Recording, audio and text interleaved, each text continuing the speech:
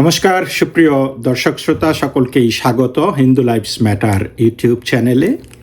দর্শক, ইউনুস যে কত রকমের ভয়ঙ্কর এক জ্ঞান পাপী, এটা আমরা কালকে এই জুলাই জঙ্গি শরীফ ওসমান হাদির জানাজার সময় তার বক্তৃতায় বুঝেছি যে আস্থা একটা জ্ঞান পাপী।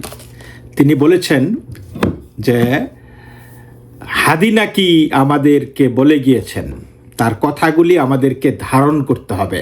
হাদিকে আমরা বিদায় দিতে আসিনি, হাদিকে আমরা হৃদয়ে ধারণ করতে এসেছি, কারণ হাদি বলে গেছেন বলবীর উন্নত মমশির, আমরা মাথা নত করি না, এটা নাকি হাদি বলে গেছে।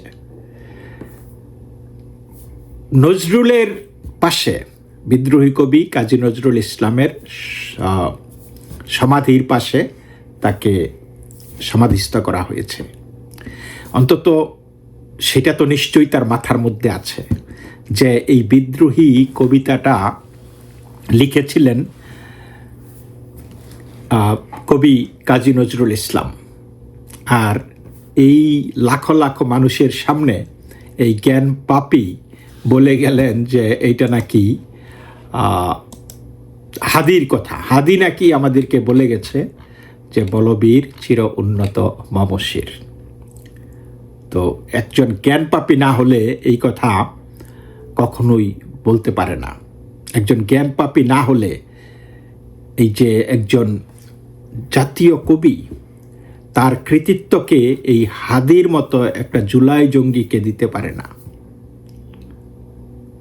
তারপরে ওনার টুপিটা আপনারা নিশ্চয়ই কালকে দেখেছেন, কি জঘন্য একটা টুপি। এবং এটা কি ইসলামিক টুপি কিনা আমি যতবার ওই টুপিটা দেখেছি ততবারই মনে হইল যে এই জঙ্গিরা কি আবার ধর্ম অবমাননার স্লোগান দেয় কিনা ইউনুসের বিরুদ্ধে, কিন্তু তা তো দিবে না। ইউনুস যে একটা মহানাস্তিক, একটা ভণ্ড, এটা তারা জানে। তারপরেও ওই যে তাকিয়াবাজি জিনিস একটা আছে না, যে তারা যখন তাদের সুবিধা হবে তখন সেটাকে কি বলে সহি বইলা চালায় দেবে। এইটাই কিন্তু তাই জুলাই জঙ্গি বা সকল জঙ্গিদেরই এইটা কিন্তু একটা সৌন্দর্য। তো দর্শক, শোক জানাইতে লাখো লাখো মানুষের সমাগম, লাখো মানুষের তাণ্ডব, শোক। আচ্ছা, আপনারা কি এমন জায়গায় দেখেছেন, কোনো জায়গায়, কোনো পৃথিবীর কোনো জায়গায় এই ধর্মকর্ম করে শোক প্রকাশ করার পরে তাণ্ডব চালাইতে দেখছেন? কিন্তু তারা সেই তাণ্ডব চালিয়েছে ছায়ানটে, তারা চালিয়েছে ডেইলি স্টারে, তারা তাণ্ডব চালিয়েছে ভারতীয় হাইকমিশনে, তারা তাণ্ডব চালিয়েছে উদীচিতে, তারপরে প্রথম আলোতে, আরও বিভিন্ন জায়গায়, বিভিন্ন প্রান্তে। এবং আপনারা দেখেছেন ভালুকাতে কি বীভৎসভাবে হিন্দু ছেলে দীপুচন্দ্র দাসকে পিটিয়ে মারা হয়েছে, আধা মরা করে গাছের মধ্যে ঝুলিয়ে তারপরে আগুন দিয়ে মৃত্যু নিশ্চিত করেছে। চিন্তা করেছেন? এবং কি করেছে আমরা তো পুরো ঘটনাটা পরে জানতে পেরেছি, বেরিয়ে আসছে যে এই ছেলেটা অনেক কষ্ট করে সুপারভাইজার পদে কাজ পেয়েছে এবং তার সহকর্মীরা অনেকেই টাকা পয়সা দিয়েও সেটা পায় নাই। তো তার প্রতি একটা জেলাসি ছিল এবং একজন বলে দিল যে সে ধর্ম অবমাননা করছে, কিন্তু কি বলেছে, কখন বলেছে, কাকে বলেছে, কিভাবে বলেছে, এই কথা কেউ বলেনি, এখন পর্যন্ত বের হয়নি। র্যাব পুলিশও বলছে যে কেউ জানে না সে আদতে কি বলেছে।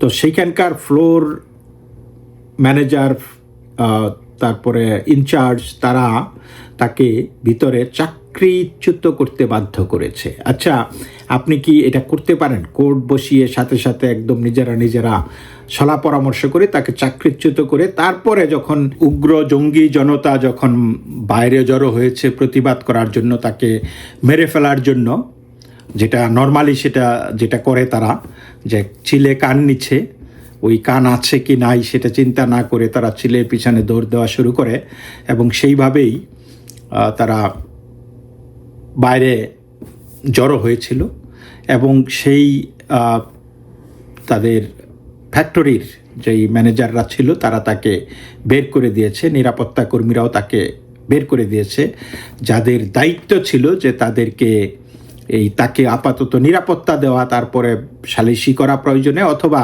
পুলিশের কাছে সুপর্দ করা, সেটা না করে তারা সেই মবের হাতে এই ছেলেটিকে তুলে দিয়েছে এবং এই ছেলেটিকে তারপরে মেরে যা হবার তো হয়েছেই। আপনারা দেখেছেন যে পৃথিবীতে যে, কারণ তারা তো প্রমাণ করতে হবে যে তার এই বাংলাদেশের এই উগ্র জঙ্গিরা যে এই মানে রিয়েলি জঙ্গি, এটা তো তারা পৃথিবীর কাছে প্রমাণ দিতে হবে।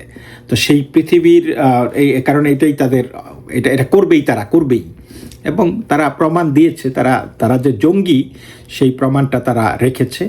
এবং তারা যে এই যে গত কালকে হাদির জানাজা করেছে সংসদ ভবনে, তারা কিন্তু জানাজার পরে আবার সংসদ ভবন লুটপাট করেছে। এবং একইভাবে আমরা দেখেছি ডেইলি স্টার, ছায়ানট, উদীচী এবং প্রথম আলোর অফিসেও লুটপাট করেছে। এবং ইভেন মহিলাদের ওই যে চুলের ব্লো ড্রায়ার আছে না, যে তারা অনেক সময় লাইভ করে বা কিছু করে, সেই তাদের একটু পরিপাটির প্রয়োজন পড়ে, তো সেই জিনিসগুলিও কিন্তু ওই যে গণভবনে যেইভাবে শেখ হাসিনার আন্ডারওয়্যার সেই প্রায়গুলি লুটপাট করেছিল। আমরা প্রথম আলো, ডেইলি স্টারের অফিস থেকেও মহিলা সাংবাদিকদের ব্যক্তিগত জিনিসপত্র নিয়ে যেতে দেখেছি, কম্পিউটার, ফাইল, এগুলো তো আছেই। এবং একইভাবে জানাজার পরে, হাদির জানাজায় তারা শোক সন্তত থাকার কথা, তাই না? তো সেই শোক করতে গিয়ে তারা সংসদ ভবন লুটপাট করেছে। তো তাদের চরিত্র তো প্রকাশিত হবেই। এবং এই জঙ্গিদের পালের গোদা আর কি নেতা হইছে আমাদের এই ভণ্ড ইউনূস। তো এই ভণ্ডামি কিন্তু সারা পৃথিবী এখন ছেয়ে যাচ্ছে। The whole world is paying attention. বিশেষ করে এই ছেলেটির মৃত্যু, দীপুচন্দ্র দাসের যেইভাবে জঘন্যভাবে আমরা দেখেছি এর আগে সিরিয়াতে খাঁচার মধ্যে ভরে তারপরে আগুন লাগিয়ে দিতে, এর চাইতে কি একটুও কম হয়েছে এই যে বাংলাদেশে? একটুও কি কম হয়েছে এই ছেলেটির ব্যাপারে? এবং এরকম বহু জিনিস আমরা কিন্তু দেখেছি যে মব ভায়োলেন্স কীভাবে করা হচ্ছে বাংলাদেশের সংখ্যালঘুদের ওপর। তো যাই হোক, একটা খবর, সেটা হলো ভারত এখন ভিসার ক্ষেত্রে, বাংলাদেশিদেরকে ভিসার ক্ষেত্রে বলা হয়েছে যে তাদের সোশ্যাল মিডিয়া দেখবে, তারা চেক করে দেখবে যে সোশ্যাল মিডিয়াতে কি আছে, এটা দিতে হবে। তো এটা কিন্তু বিভিন্ন জায়গায় শুরু হয়ে গেছে। আপনারা জানেন যে এই মুহূর্তে এই যে আজকের এই প্রেক্ষাপটে দাঁড়িয়ে ভিসাটা কিন্তু আর ভিসা না, ভিসাটাও কিন্তু আর সেই কাগজপত্র না। ভিসাটা হলো আপনার ফেসবুক, আপনার এক্স অ্যাকাউন্ট, আপনার ইউটিউব, ইনস্টাগ্রাম, এই সমস্ত সোশ্যাল মিডিয়া অ্যাকাউন্টগুলো আপনি কি লিখছেন, আপনি কি শেয়ার করতেছেন, কাকে সমর্থন করতেছেন, সব কিছুই এখন একটা দেশ দেখতে চায়, আপনাকে বুঝতে চান। ইভেন আপনি কোন গুরুর শিষ্য, আপনি কোন মসজিদে নামাজ পড়েন, মানে এই জিনিসগুলিও দে ওয়ান্ট টু নো। তারপরে এখন এই সমস্ত ক্ষেত্রে বাংলাদেশ এই মুহূর্তে বিশ্বের বিভিন্ন দেশের দূতাবাসগুলির নজরবন্দিতে রয়েছে। ভারত সরকার সিদ্ধান্ত নিয়েছে, এটা একদম গতকালকের খবর, বাংলাদেশি নাগরিকদের ভিসা দেওয়ার আগে সোশ্যাল মিডিয়া যাচাই করা হবে। আবেদনকারীর গত 5 বছরের অনলাইন কার্যকলাপ খতিয়ে দেখবে তারা, এটা বলেছে। তো এই নিয়মটা প্রযোজ্য হবে মূলত 18 থেকে 60 বছর বয়সীদের ক্ষেত্রে। শিশু এবং এর বাইরে 60 বয়স্করা এতে এর বাইরে থাকবে। তো আপনারা জানেন যে এই নীতিটা যুক্তরাষ্ট্র বহু আগেই চালু করেছে, মানে এখন ভারতও একই পথে, এবং এই ব্যাপারে ভারত একদম স্পষ্ট বক্তব্য দিয়েছে। ভারতের পররাষ্ট্র মন্ত্রণালয় বলেছে যে যারা প্রকাশ্যে ভারত বিরোধী, ভারতের বিরুদ্ধে উস্কানিমূলক পোস্ট বা সহিংসতার পক্ষে অবস্থান নেন তাদের ভিসা না দেওয়া জাতীয় নিরাপত্তার প্রশ্ন। এটা কিন্তু তারা কালকে বিবৃতিতে বলেছে। তো মানে কারণ এই ঝুঁকিটা খুবই বাস্তব। তো বাংলাদেশের ব্যাপারে আজকে সারা বিশ্ব কিন্তু শঙ্কিত।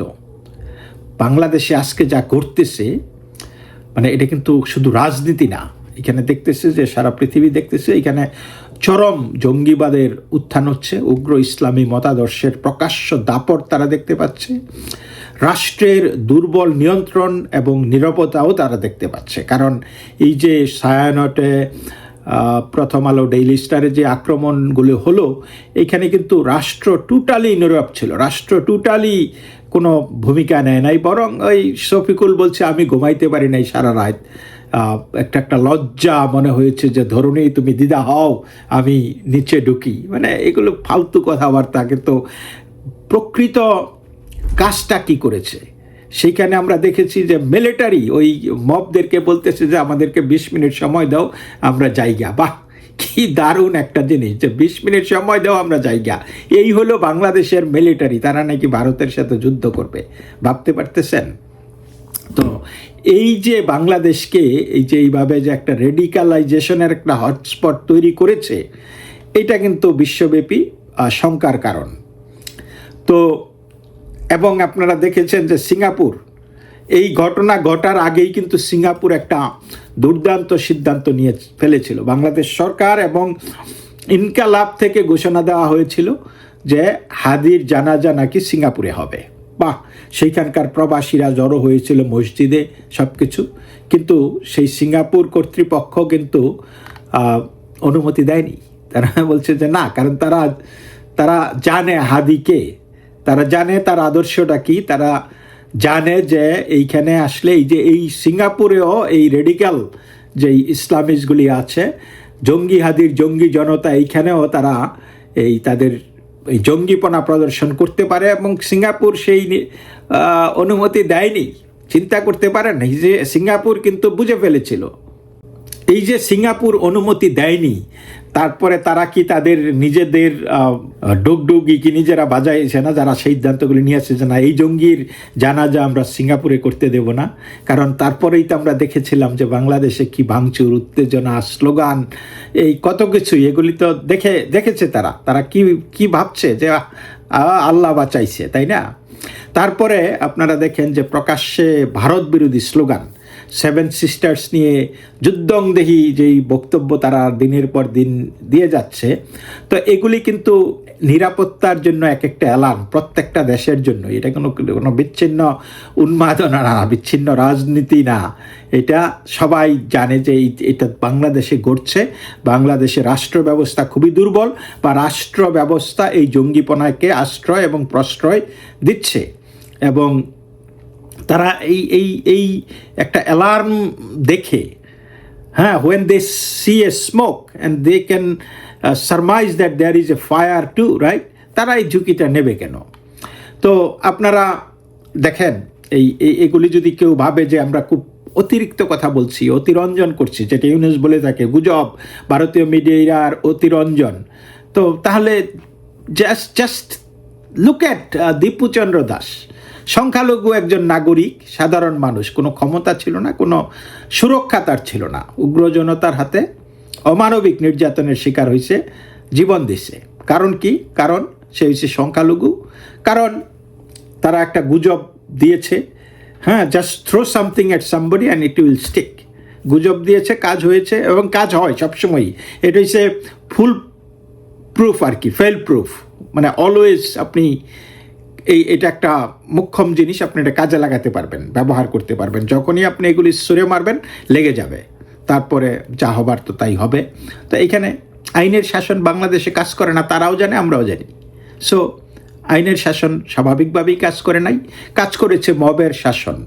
এবং এইটাই কিন্তু আজকের বাংলাদেশের ভয়াবহ বাস্তবতা, এবং এটা কিন্তু সবাই জানে, সারা পৃথিবী আজকে দেখা শুরু করেছে। এবং এই কারণেই ভারত, যুক্তরাষ্ট্র, ইউরোপ, মানে এই শুধু আপনি কি দিলেন ভিসার জন্য, সেই কাগজে লেখা তথ্যের উপর বিশ্বাস করে না। এমনিও তো বাংলাদেশ একটা বুয়া দেশ, আপনি যা কিছু বানায় আনতে পারেন, তাই না? এই high fraud post, whatever you want, ওই ইয়ের মতো, আলাউদ্দিনের আশ্চর্য প্রদীপের মতো আপনার কাছে চলে আসবে। মানে আপনি বলবেন যে এখন আমার একটা এই মামলা দরকার, একটা এই দরকারের চিচিং ফাঁক বলবেন, সব আপনার কাছে চলে আসবে। মানে পৃথিবীর কোনো দেশ বাংলাদেশের কাগজ কোনো আর বিশ্বাস করে না। এখন তারা যেটা দেখতে চাচ্ছে যে ওকে, হোয়াট এভার দ্য ফাসাদ ইউ ক্রিয়েট, সামনে যে আলো ঝলমলে একটা সুন্দর মানুষ, নাদুস নুদুস, আমরা মানুষ না, আমরা মানুষের পেছনের জিনিসটা দেখতে চাই। এবং সেই পেছনের জিনিসটার কিভাবে, এই যে আপনি দেখবেন যে বিভিন্ন দেশের রাষ্ট্রনায়করা অন্যান্য দেশে গেলে তাদের পায়খানা, প্রস্রাব এগুলি প্যাকেট বইরে ফেরা নিয়ে আসে, কারণ তারা চায় না যে ওই দেশের সরকার, মানে আপনার তো দেখলেন একটা ভালো মানুষ, কিন্তু তার পায়খানা প্রস্রাবের মধ্যে তার ইতিহাস লিপিবদ্ধ আছে। এই জন্য ওই চায় না যে গোয়েন্দারা, বিদেশি গোয়েন্দাদের হাতে তাদের পায়খানা প্রস্রাব যাক, আর আমাদের রাষ্ট্রনায়কদের সম্পর্কে তারা কিছু জানুক। সুতরাং এইরকম এখন ওই পায়খানা প্রস্রাব হয়তো এমবেসিগুলি চেক করবে না, কিন্তু আপনার অনলাইন চেক করতেছে, আপনি কাকে সমর্থন করতেছেন, কার বিরোধিতা করতেছেন, আপনি সহিংসতা এবং উগ্রবাদকে প্রশ্রয় দেন কিনা, এটার পক্ষে কিনা বিপক্ষে কিনা, আপনি কখনো আপনি আমেরিকায় আসতে চান, আবার আমেরিকার বিরুদ্ধে আপনি বিষোদ্গার করেন যে এরা বিধর্মী, এরা এই সেই, আপনি ভারতে আসতে চান, আবার গাজওয়াতুল হিন্দ করতে চান, এরা তো সেটা মানবে না। এটা আত্মরক্ষার কারণেই তারা সেটা মানবে না। তারা they will not let you do that, যে তাদের দেশটাকে আর রুইন করতে। ওটা অনেক হয়েছে, এনাফ ইজ এনাফ, তারা শিখে গেছে। তো আপনাদের নিশ্চয়ই মনে আছে এই যে জঙ্গিদের নেতা পালের গোদা ইউনুস বলেছিল যে আমাদের বিদেশে যেতে হবে না, বিদেশিরা আমাদের কাছে আসবে। আচ্ছা, তো বাস্তবতাটা কি আপনারা কি বুঝতে পারছেন? যে বিদেশিরা আসছে না, বিনিয়োগ আসছে না, ডান, দ্যার ইজ কোনো বিনিয়োগ আসে না, বাংলাদেশিরা ভিসা পাচ্ছে না, এমনকি শ্রীলঙ্কা, নেপাল, থাইল্যান্ড, এই যে যেই জায়গাগুলি দে টুক ইট ফর গ্রান্টেড, যারা মানে ওপেনলি যেতে পারতো, এখন কিন্তু সেই শ্রীলঙ্কাতেও যাইতে নাকি মাস দুয়েক সময় লাগে, এবং খুব শীঘ্রই শ্রীলঙ্কাও যাওয়া বাংলাদেশিদের জন্য বন্ধ হয়ে যাচ্ছে। সো আর দেশের মানুষ তো ঘরের বাইরে বের হইতেও ভয় পাচ্ছে। তো আপনি যাবেন কোথায়? মানে এই যে ইউনুস, এই একটা ভণ্ড, একটা জঞ্জাল, একটা জ্ঞান পাপী, যেই মানুষটি নাকি কাজী নজরুল ইসলামের কবিতাকে বলে এই হাদির কবিতা, হ্যাঁ, বলো বীর উন্নত মমশির, এটা নাকি হাদির কবিতা, হাদি নাকি আমাদেরকে বলে গেছেন। এগুলা করে করে সে বাংলাদেশের গোয়া মেরে দিয়েছে।